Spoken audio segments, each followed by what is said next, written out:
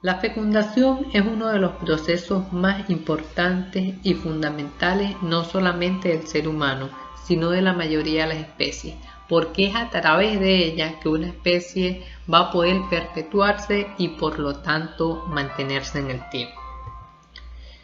La concepción es un término bastante antiguo. De hecho, ya en 1868 existía una definición de lo que era la concepción. Esta nos decía textualmente que era la unión de los materiales suministrados por ambos sexos en el acto generativo para la procreación de un nuevo ser.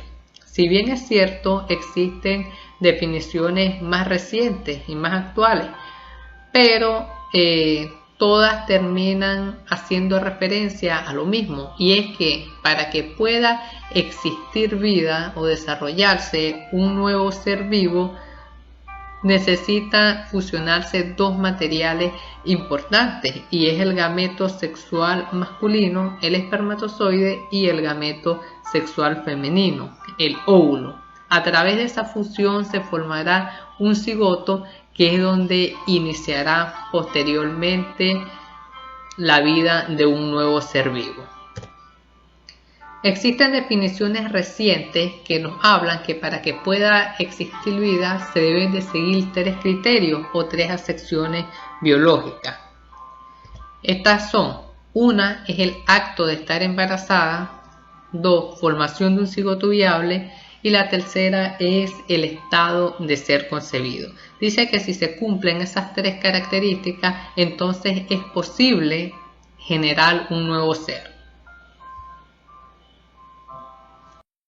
Bien, ahora, ¿cómo se da ese proceso de fecundación? Lo primero que debemos de saber es que la fecundación ocurre en una parte muy específica de lo que es la trompa uterina o trompa de falopio. Es específicamente en la parte más ancha y más larga que tiene ella, aproximadamente 2/3 de ella, que es la ámpula o ampolla uterina. El espermatozoide llega allí y fecunda entonces a lo que es el óvulo, produce un cigoto, y ese cigoto posteriormente se implantará en lo que es el útero. ¿Cómo llega entonces ese espermatozoide a esa ámpula o ampolla uterina? Verán, durante lo que es el coito o el acto sexual, el hombre eyacula en la vagina aproximadamente entre 200 y 300 millones de espermatozoides. Apenas el 1% de esos espermatozoides van a lograr sobrevivir.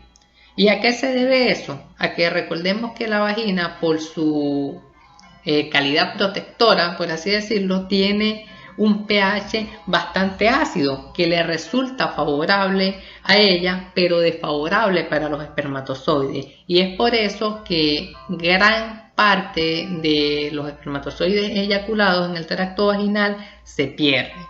Bien, ahora los espermatozoides que sobreviven, de 300 a 500 espermatozoides aproximadamente, van a seguir su trayecto a través de lo que es el cuello uterino, y a través entonces de contracciones que van a ser producidas por el útero, ella va a llegar hasta lo que es el istmo de la trompa uterina.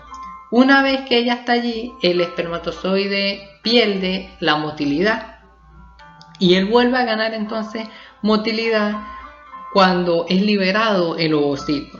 Se dice entonces que el cúmulo de células que rodea al ovocito libera, o tiene mejor dicho, unos quimios atrayentes que van a hacer que el ovocito nade entonces desde que el espermatozoide nade desde lo que es el istmo hasta lo que es la ámpula o ampolla uterina, donde fecundará lo que es el óvulo. Ahora bien, el espermatozoide no puede simplemente llegar a la trompa uterina y fecundar el óvulo como si nada, por sí solo, sino que él necesita contar con unas características específicas y estar capacitado para poder fecundar a ese óvulo. Existe la tendencia de muchas personas a creer que solamente el espermatozoide más veloz y más acto es el que fecundará el óvulo.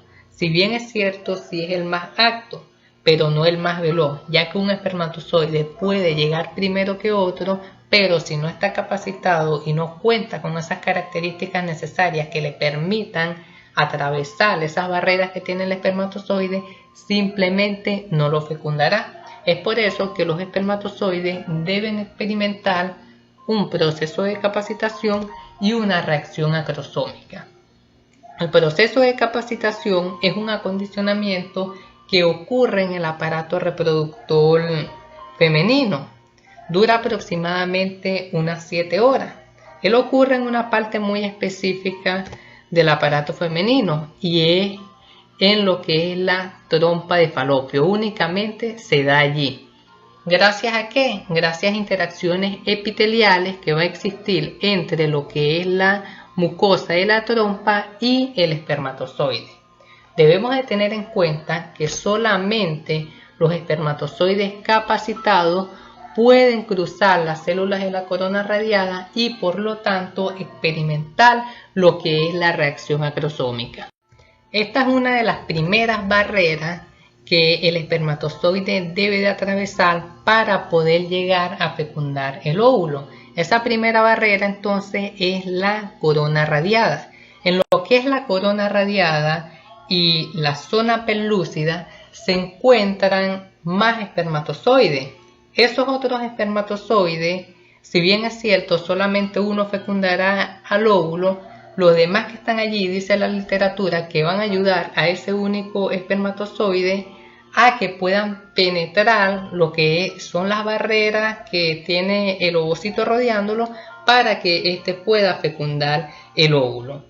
A través de que el espermatozoide cruza su primera barrera, a través de la dispersión de estas células foliculares que se encuentran rodeándola. Eso se debe principalmente a una enzima que es liberada por lo que es el acrosoma del espermatozoide, que es la enzima hialuronidasa. Esa enzima va a hacer que estas células que se encuentran rodeando al espermatozoide se dispersen y abran pasos para que el espermatozoide pueda atravesar esa primera barrera. Además, no solamente esa enzima va a ayudar, sino también enzimas que son segregadas por la mucosa tubárica y además también debido a la actividad flagelar que tiene la cola del espermatozoide, también juega un papel fundamental para que éste pueda penetrar esa primera barrera y así llegar a lo que es la zona pelúcida.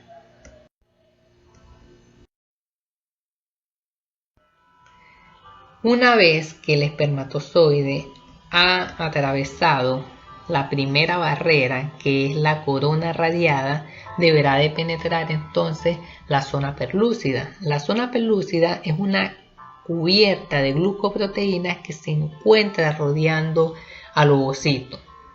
Esta penetración de la zona pelúcida es la fase más importante en lo que es el inicio de la fecundación.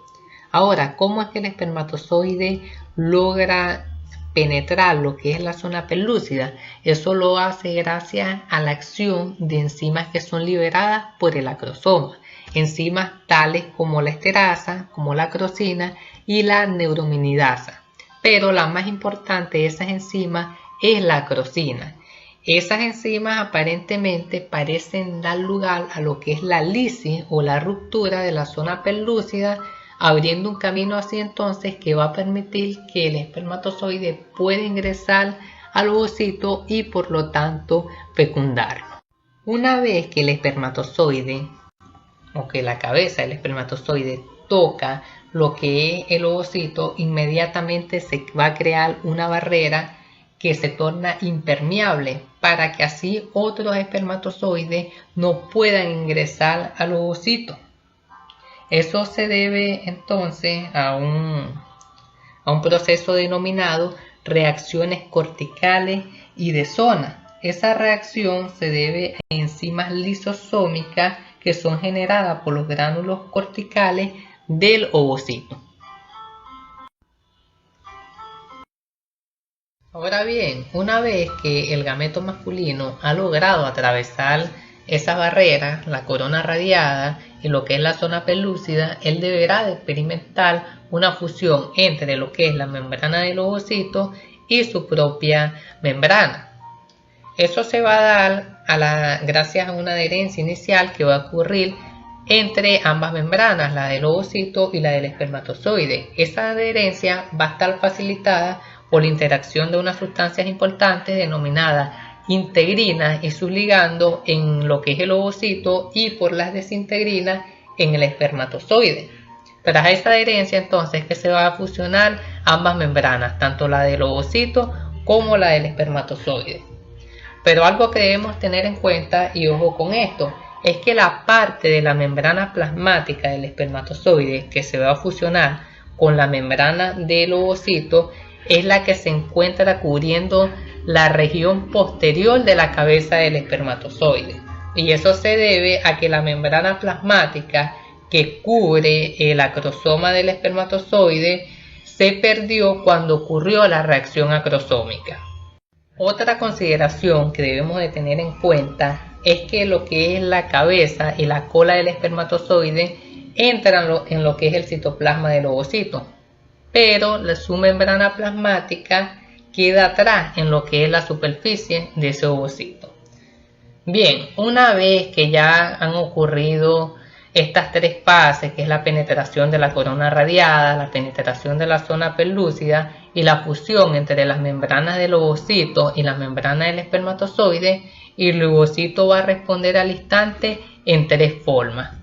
Una va a ser a las reacciones corticales y de zona. Como les decía antes, una vez que el espermatozoide ha entrado en contacto con lo que es la membrana del ovocito, inmediatamente a través de unas enzimas lisosómicas ella hace que se torne impermeable para evitar así una poliespermia, es decir, que más de un espermatocito puedan atravesar esa membrana. También lo que es la zona pelúcida también se va a tornar impermeable para que otros espermatozoides no puedan unirse, por lo tanto, a esa zona.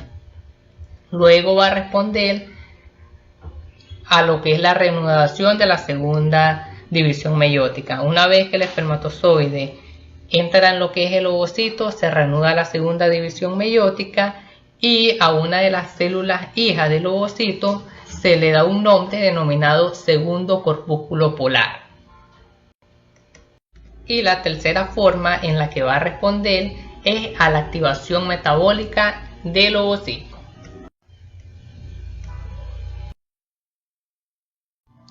Entonces, posteriormente, después que el espermatozoide ha entrado en lo que es el ovocito, tanto lo que es el ovocito como el espermatozoide deberán de formar unos pronúcleos. El espermatozoide entonces se dilata y forma un pronúcleo masculino, mientras que el ovocito va a formar un pronúcleo femenino. Ambos pronúcleos entonces ellos tienden a unirse. Esos pronúcleos son haploides, es decir, tienen una carga cromosómica normal, simple, y cuando se unen van a formar un único núcleo que va a ser el cigoto con una carga cromosómica diploide. Entonces, cuando se va separando lo que son o desplazando lo que son las cromátidas hermanas hacia los polos opuestos, un surco profundo va a aparecer sobre la superficie de la célula, y eso es lo que va a terminar dividiendo de manera gradual el citoplasma en dos partes.